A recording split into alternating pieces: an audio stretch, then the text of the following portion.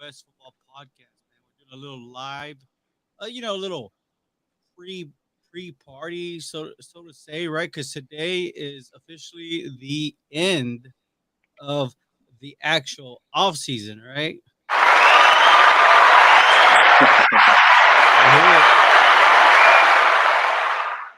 I mean that means what? Football is back, right? So Football's back, man. I mean, we had the Raiders and we had the Bills, and obviously it's more for the rookies. Rookies kind of break the ice, so to say. So, let's take a look at what the Raiders did this offseason. I mean, they went into this offseason. They obviously needed a new coach, right? And they did that. They got one of you. I mean, somebody that you know very well, and that's the offensive coordinator, Josh McDaniels. So, Yes. and we've seen him in the past have some.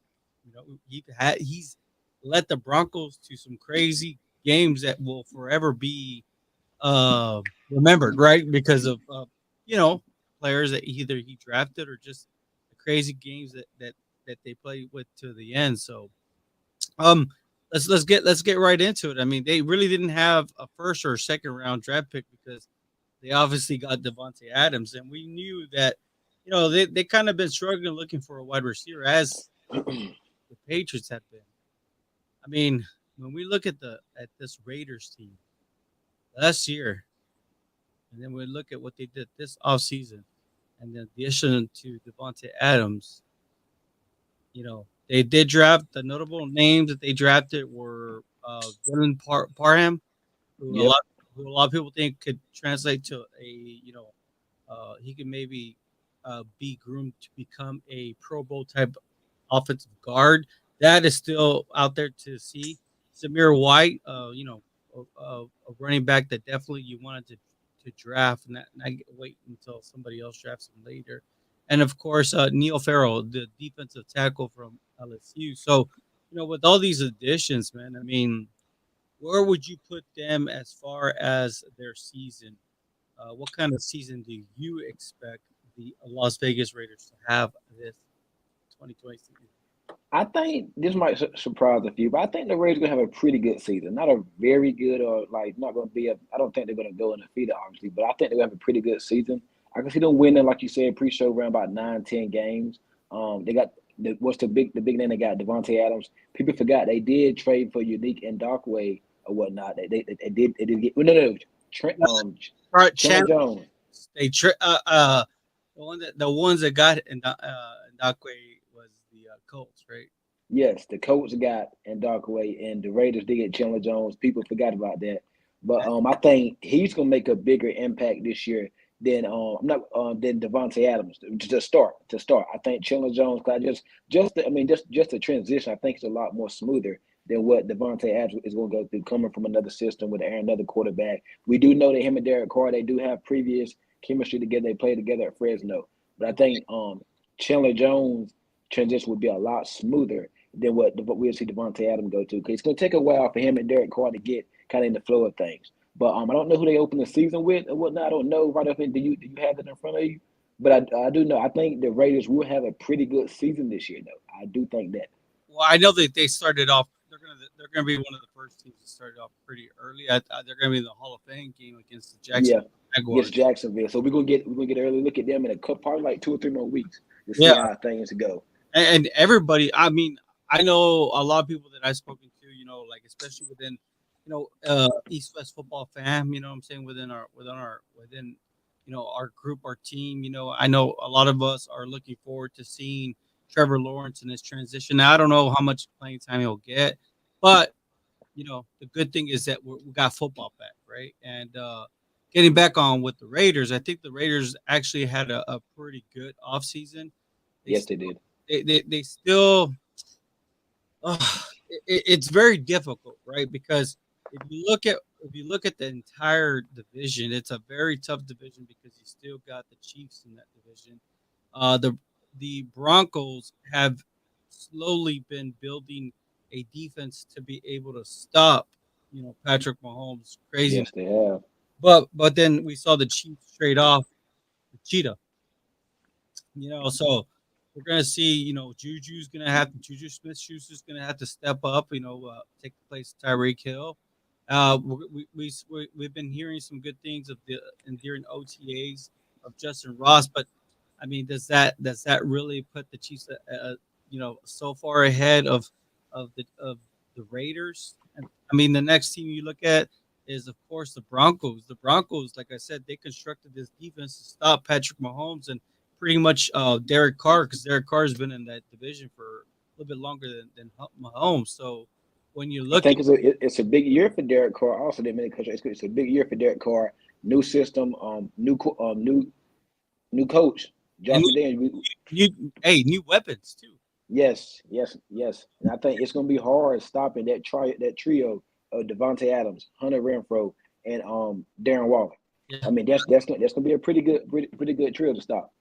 yeah, and I totally agree. I think Darren Waller, if he could stay healthy, that's that's going to be the big thing. Now, I feel bad for our football fantasy enthusiasts, right? Because for the last 2 years, Devontae Adams has been a big time, fantasy football top wide receiver to get. But uh, for the most part,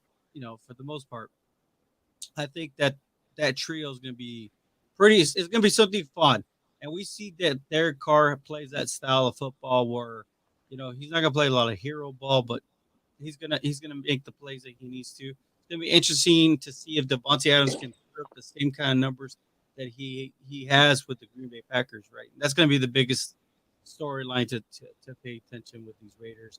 But yeah, I foresee the Raiders winning 8 to 11 games this season. I think that's fair to say. I think that you know I think they're gonna have some growing pains early on, but I do think they'll get on track. I think they'll win about 9 games, maybe 10. I think the ceiling is maybe 10. At least they'll win. I'll say 8 or 9 games. that means they punch into the playoffs. Yes, So yes, I do kind of see them a playoff team. It's just that division is stacked, especially now that they brought Russell Wilson to the Broncos, and then you got a surging Chargers team. That man, if certain players on that Chargers team can stay healthy, holy smokes, yes. they can be a team that's gonna be making some noise, man. But man, it just feels so good just to be talking about this stuff right now. Yes, But it does. the other team that we have is Bills Mafia. Where you guys at? I mean, Buffalo Bills, man. They had their rookies report today. Their veterans report the 23rd. I mean, they went after what they needed. They didn't waste no They time. had a big offseason. I think they had a great draft and a pretty good offseason. I I mean, mean, pretty good. I mean, just yeah, free agency. well, I mean, when we look at it, their defense was their defense. They heavily invested in that defense. The last two off seasons, right? AJ Epinesa was the first one when we first started, podcasting. I think we were all high on him. And then last year they got Gregory Russo, Rusu. and then what was he going by? Boogie Basham, right? Yeah. So like these are the kinds of things that the Bills need to do to help Tre'Davious White. And we saw Tre'Davious White. He went down with an injury and whatnot, and we never really want to see that. And that's why that's one thing that we hoping from this offseason is that this injuries can be limited. But I mean, right away, I mean they got Kair Elam. Uh, That's a great. I love the pick and that. Where it is, I've been hearing a long lot of stuff. He's having a pretty good count, pretty good mini count. He had a pretty good offseason so far. You're talking about a long, fast corner, man. I think that opposite of Tre'Davious White, man, he's gonna be playing early and often. And then James Cook, which is Dalvin Cook's brother, right? And they've been needing the running game to go, and it almost seems like they draft the same type of running backs. Give me a better secondary than the Buffalo Bills. You got the two safeties back there, Micah Hyde and Jordan Poyer. Then you got, I mean, you Poyer Hyde. You got Tre'Davious. Now we got to see how he comes back off that injury. A lot of players don't come back and be the same player, and he's still young. 27 back there, Tre'Davious White. So then they drafted Elam. I think he's a plug and play guy right away. I think he starts day one. And let's not forget they still got Teron Johnson in the slot, a pretty good slot corner. So I think, I mean, we ain't even talked about the addition of Von Miller. You got Gregory Rousseau in his second year. That defense still has Terrell Edmonds, Ed Oliver. They got some names, and the thing is, they are young. Buffalo young. Von Miller's probably the oldest player on that defense. So Hey, I mean, they got a potent offense too, man. With that quarterback, Josh Allen, and then you got Stephon Diggs. I mean, that's all you really need, man. I mean, man, hey, they gonna be a pain, especially for the team behind me. They're gonna be a pain for them. The whole AFC. The Bills are gonna be a problem. very true. And Gabriel Davis, right? That was your wide receiver. He really came on. Yes. He came on strong for them. So, I mean, what are your expectations for the Buffalo Bills as far as record wise? How many games do you think you can see them winning? Well, if you're on Twitter and on social media, they're the all-season Super Bowl champions. Everybody's saying they're going to win. They could probably. I seen somebody say the other day they're going to go undefeated. But let's put the brakes a little bit. Put the brake. I love Josh Allen. I don't like the Bills, but I do like Josh Allen and whatnot. I'm gonna say I don't love the Bills. I like the Bills. I just put it right there. But Yeah, they're in the same division as me. But I can see them winning about 12. I'm gonna say 12 wins because I think early on, I seen their schedule a couple. I can see a couple hiccups along the way. They got a tough schedule themselves.